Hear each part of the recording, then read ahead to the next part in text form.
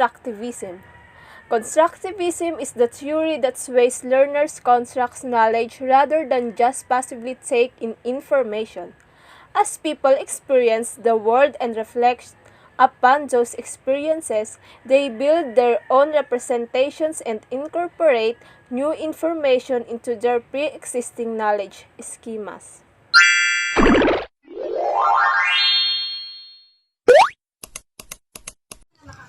Individual constructivism.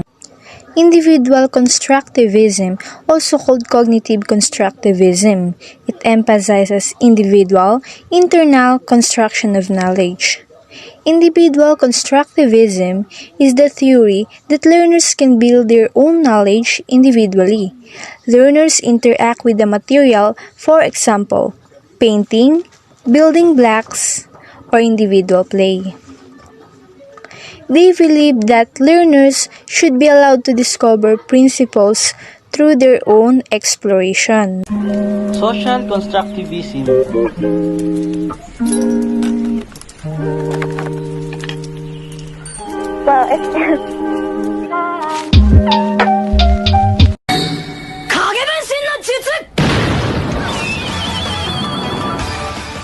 Social constructivism is a sociological theory of knowledge that applies the general philosophical constructivism into social settings, wherein groups construct knowledge for one another, collaboratively creating a small culture of shared artifacts with shared meanings. Also, knowledge exists in a social context and is initially shared with others instead of being represented solely in the mind of an individual. It is based on Vygotsky's theory. Construction of knowledge is shared by two or more people. Learning construct understanding. Construct understanding or meaning by making sense of their experiences, fitting their own ideas into reality. Children construct thoughts, expectation, and explanation about natural phenomena to make sense of their everyday experiences. As people experience the world and reflect upon those experiences, they build their own representation and incorporate new information into their pre-existing knowledge. New learning depends on current understanding. Background information is important. It is through the present views or scheme that the learner has that new information will be interpreted.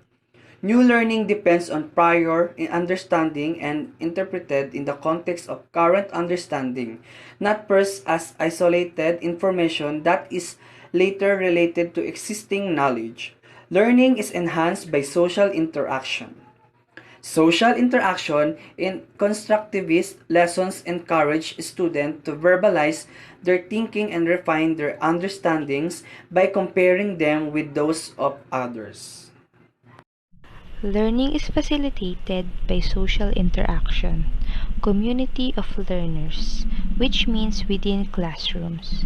Learning communities help learners to take responsibility for their own learning. Learners have a lot of opportunity to cooperate and collaborate to solve problems and discover things. Teachers play the role of a facilitator rather than an expert who has all the knowledge.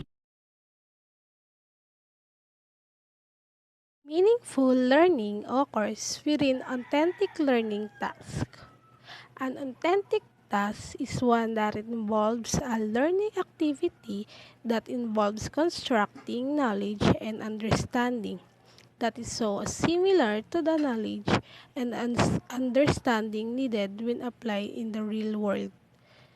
So this situation, we can apply it by experimenting here to put ourselves in the real situation and how to experiment according to our skill that we have learned.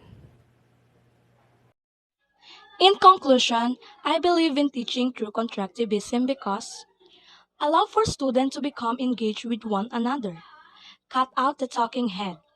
Children learn through own experiences based on their lives.